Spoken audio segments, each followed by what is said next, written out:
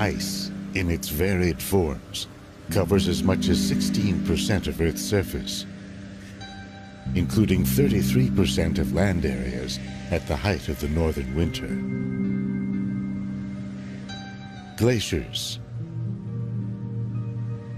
sea ice, permafrost, ice sheets, and snow play an important role in Earth's climate. They reflect energy back to space, shape ocean currents, and spawn weather patterns. But there are signs that Earth's great stores of ice are beginning to melt.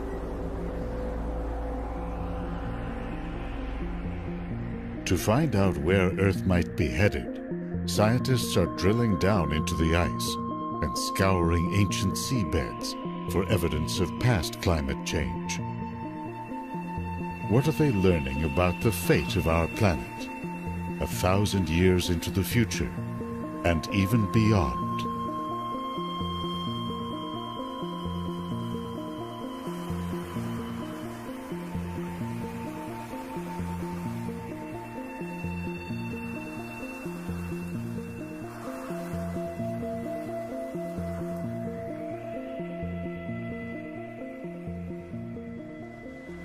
30,000 years ago, Earth began a relentless descent into winter.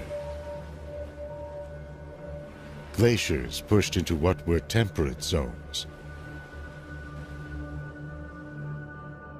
Ice spread beyond polar seas.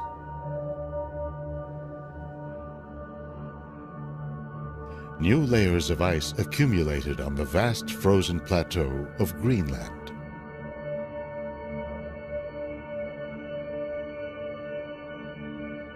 At 3 kilometers thick, Greenland's ice sheet is a monumental formation built over successive ice ages and millions of years.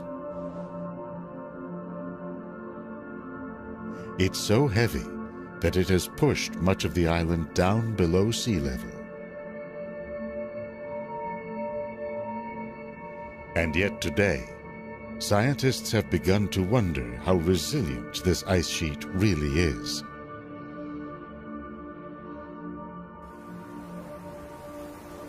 Average global temperatures have risen about 1 degree Celsius since the Industrial Revolution.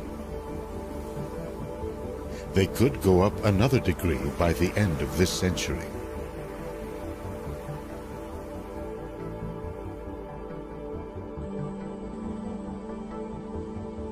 If Greenland's ice sheet were to melt, sea levels would rise by over 7 meters. That would destroy or threaten the homes and livelihoods of up to 1/4 of the world's population.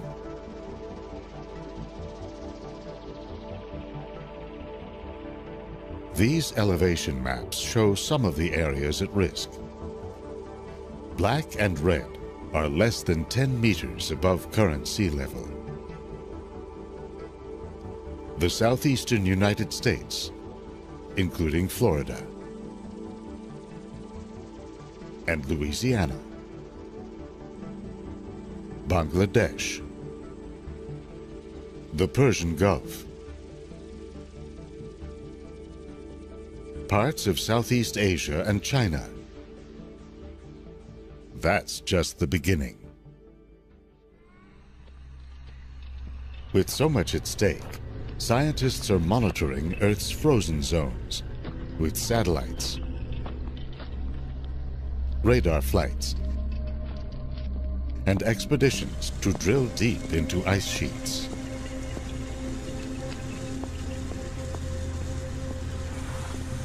And they're reconstructing past climates, looking for clues to where Earth might now be headed.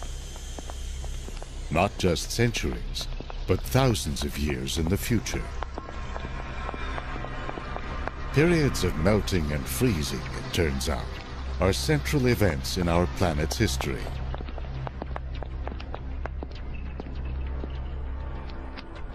That's been borne out by evidence ranging from geological traces of past sea levels, the distribution of fossils, chemical traces that correspond to ocean temperatures, and more. Going back over 2 billion years, Earth has experienced 5 major glacial or ice ages. The first, called the Huronian, has been linked to the rise of photosynthesis in primitive organisms. They began to take in carbon dioxide, an important greenhouse gas.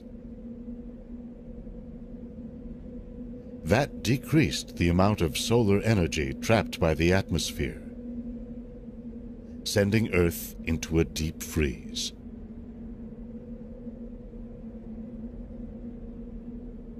The second major ice age began 580 million years ago. It was so severe, it's often referred to as Snowball Earth. The Andean Saharan and the Karoo ice ages began 460 and 360 million years ago.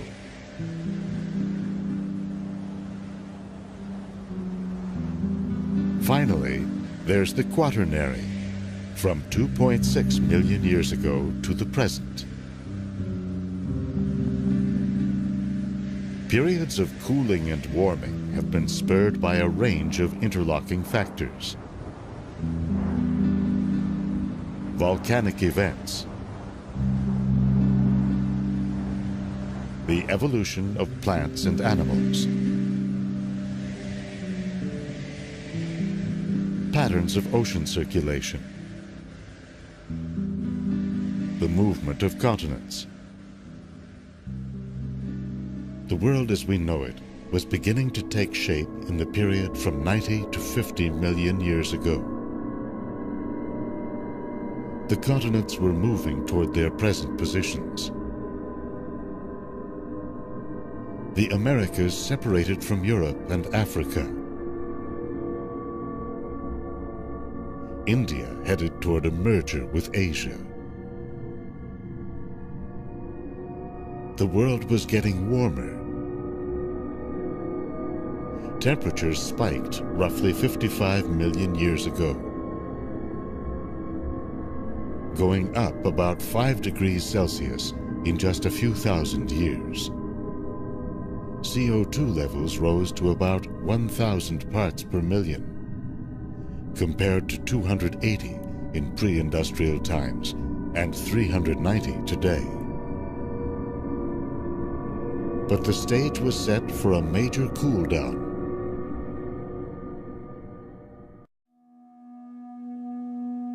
The configuration of land masses had cut the Arctic off from the wider oceans. That allowed a layer of fresh water to settle over it, and a sea plant called azolla to spread widely. In a year, it can soak up as much as 6 tons of CO2 per acre. Plowing into Asia, the Indian subcontinent caused the mighty Himalayan mountains to rise up.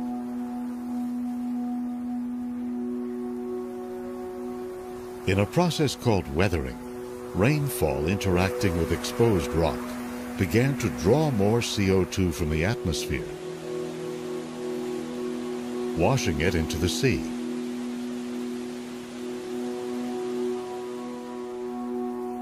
Temperatures steadily dropped.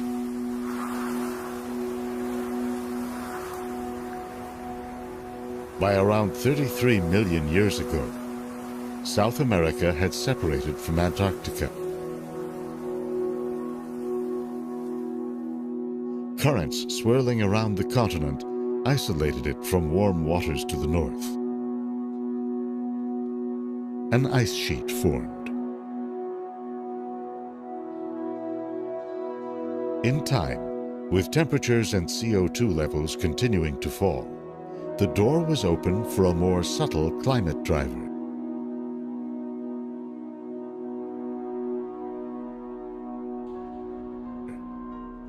It was first described by the 19th century Serbian scientist Milutin Milankovic.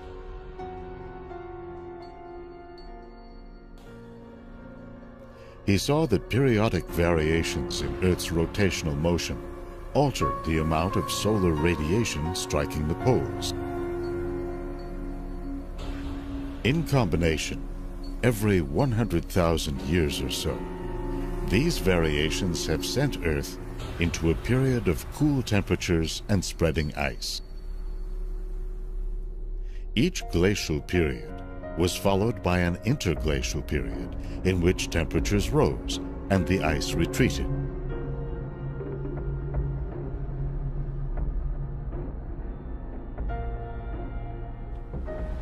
The Milankovic cycles are not strong enough by themselves to cause the shift.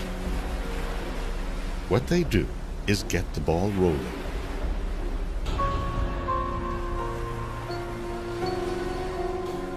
A decrease in solar energy hitting the Arctic allows sea ice to form in winter and remain over summer.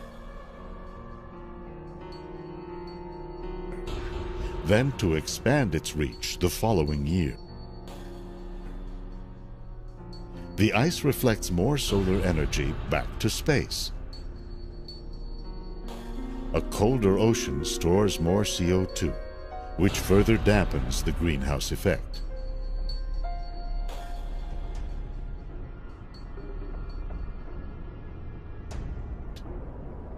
Conversely, when ocean temperatures rise, more CO2 escapes into the atmosphere, where it traps more solar energy.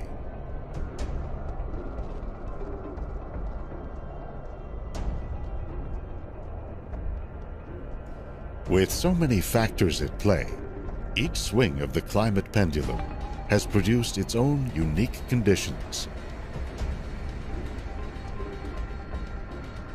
Take, for example, the last interglacial, known as the Eemian, from 130 to 115,000 years ago. This happened at a time when CO2 was at pre-industrial levels, and global temperatures had risen only modestly. But with higher solar energy striking the north, temperatures rose dramatically in the Arctic. The effect was amplified by the lower reflectivity of ice-free seas and spreading northern forests. There is still uncertainty about how much these changes affected sea levels. Estimates range from 5 to 9 meters, levels that would be catastrophic today.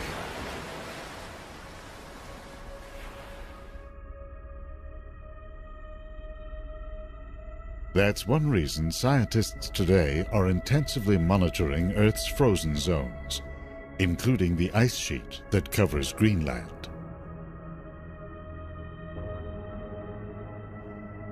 Satellite radar shows the flow of ice from the interior of the island and into glaciers.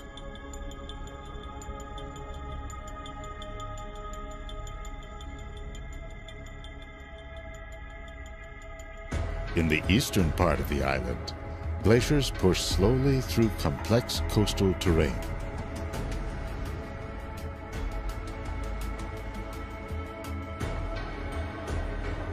In areas of higher snowfall in the northwest and west, the ice speeds up by a factor of 10. The landscape channels the ice into many small glaciers that flow straight down to the sea.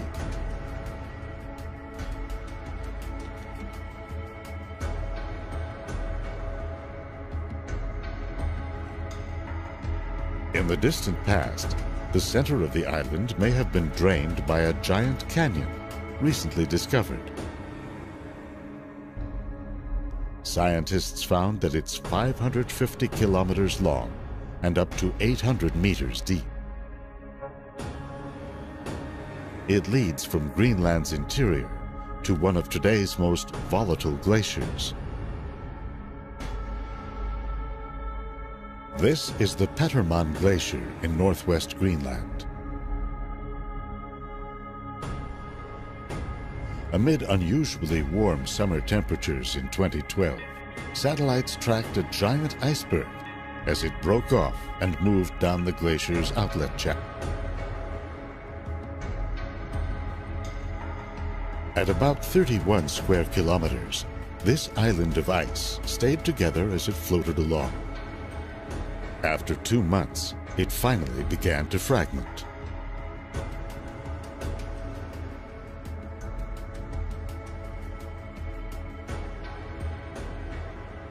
The Jakobshavn Glacier on Greenland's west coast flows toward the sea at a rapid rate of 20 to 40 meters per day.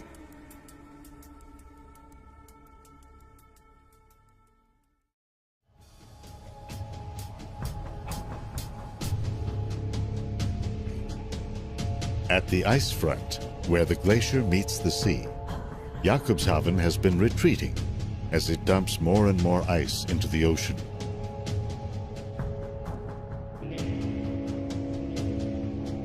You can see it in this map. In 1851, the front was down here. Now it's 50 kilometers up. One reason, scientists say, is that water seeping down into its base is acting like a lubricant.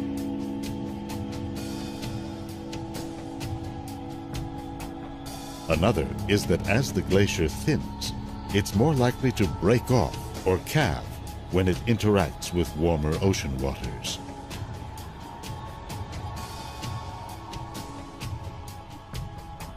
Scientists are tracking the overall rate of ice loss with the GRACE satellite. They found that from 2003 to 2009, Greenland lost about 1 trillion tons, mostly along its coastlines.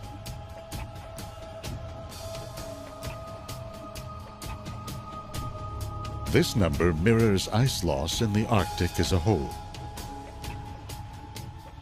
By 2012, summer sea ice coverage had fallen to a little more than half of what it was in the year 1980.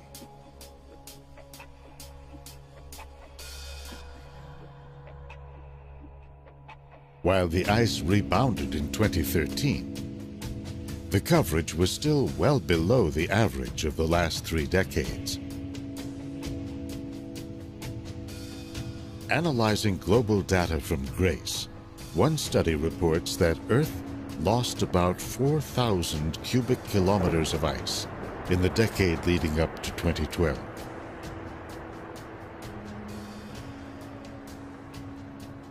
Sea levels around the world are now expected to rise about 1 meter by the end of the century.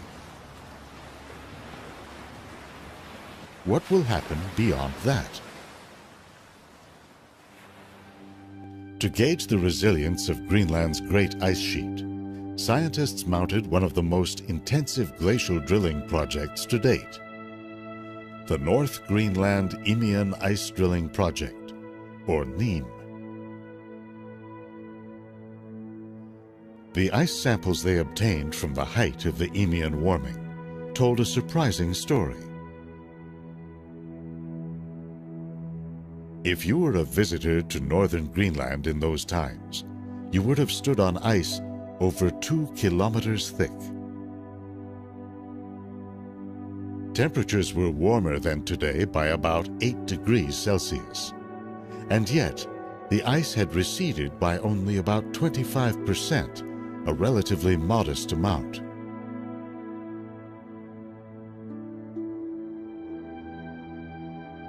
This has shifted the focus to Earth's other much larger ice sheet, on the continent of Antarctica. Antarctica contains 90% of all the ice and 70% of all the fresh water on the Earth. Scientists are asking, how dynamic are its ice sheets? How sensitive are they to melting? Data from GRACE and other satellites shows that this frozen continent overall has lately been losing as much ice as it gains.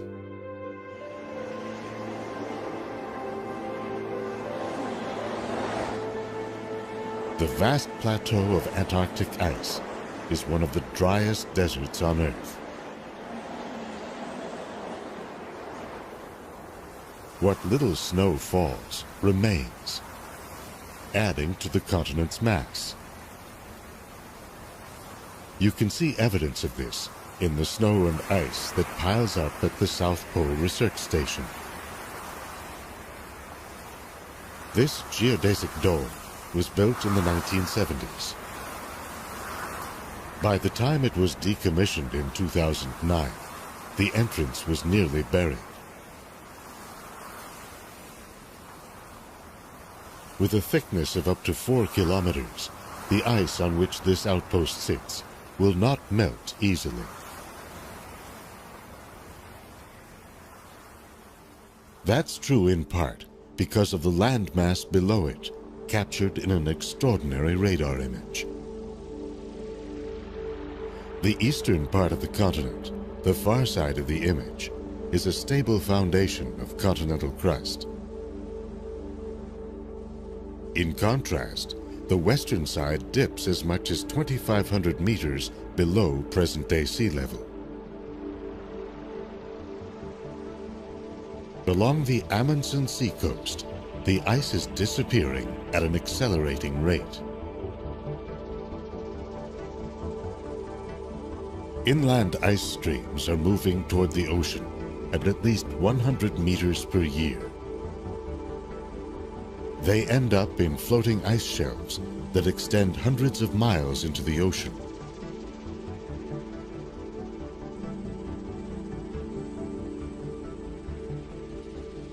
This is the Pine Island Glacier, a major area of focus for researchers investigating the impact of a warming climate. This region is the greatest source of uncertainty about global sea level projections. When ice shelves like this grow, they become prone to fracturing. A giant crack, for example, recently appeared in the Pine Island Glacier. Within 2 years, a 720 square kilometer iceberg had broken off.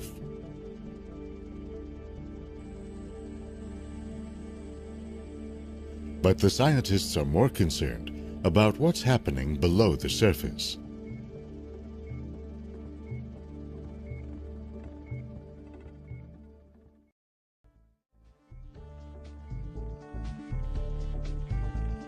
In recent times, the Southern Ocean that swirls around the continent has been getting warmer, at the rate of 0.2 degrees Celsius per decade.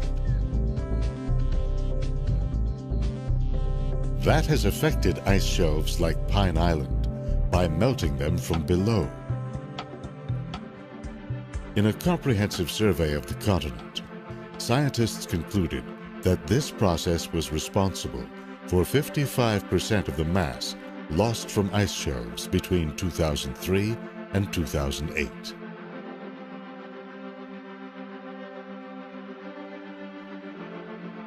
It's also been blamed for one of the more puzzling twists in the story of climate change: the spread of sea ice all around Antarctica.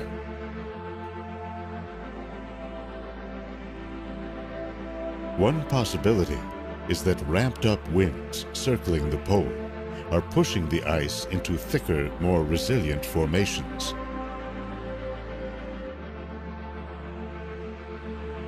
Another is that the melting of ice shelves has spread a layer of cold, fresh water over coastal seas, which readily freezes.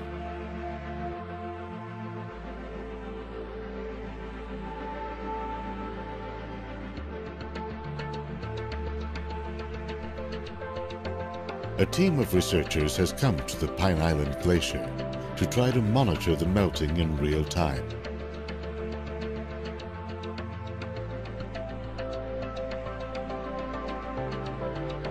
After 5 years of preparation, They drilled through 500 meters of ice to begin measuring ice volume, temperature, salinity, and flow.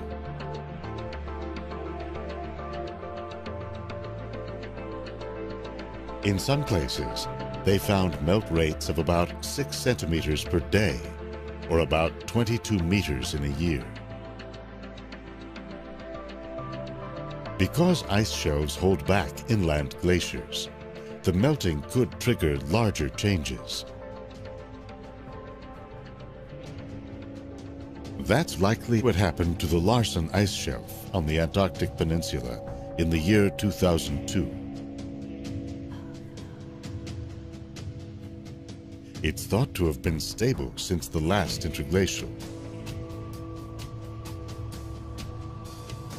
Warmer ocean waters had been eating away at Larsen's underside.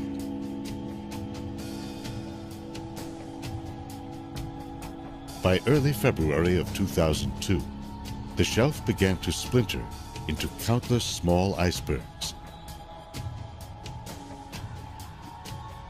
By March 7th, when this picture was taken, it had completely collapsed,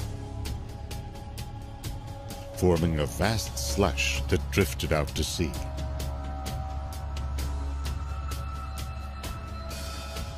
Without the shelf's buttressing effect, a series of nearby glaciers picked up speed, dumping an additional 27 cubic kilometers of ice into the ocean per year. Evidence from the last interglacial, the Eemian, brings an ominous warning of what could lie ahead.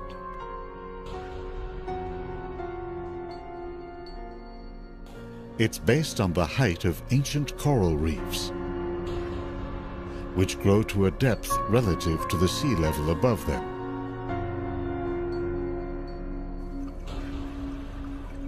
Based on reefs along the Australian coast, a recent study published in the journal Nature showed that sea levels remained stable for most of the Eemian, at 3 to 4 meters above those of today.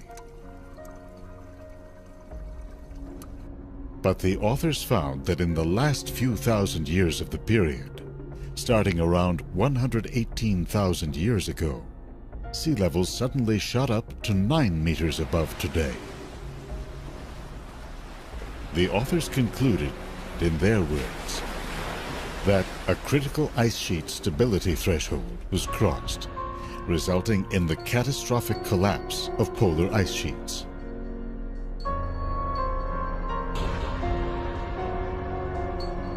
Looking ahead, uncertainties about the future of our climate abound. According to one study, the long cool down to the next glacial period is due to start in the next 1,500 years or so, based on the timing of Milankovitch cycles. But for that to actually happen, the study says, enough new ice would have to form to jumpstart the new glacial period. And CO2 would have to retreat to below pre-industrial levels. Instead, it appears that a warming climate is becoming a fact of life. The danger is that if the melting gains a momentum of its own, even reducing CO2 emissions may not be enough to stop it.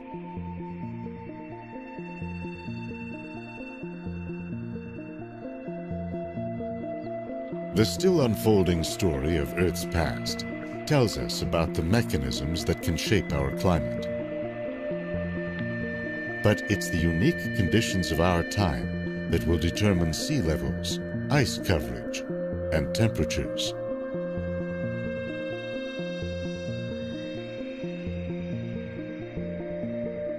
What's at stake in the coming centuries is the world we know, the one that has nurtured and sustained us. The Earth itself will go on, ever changing on short and long time scales. a dynamic, living planet.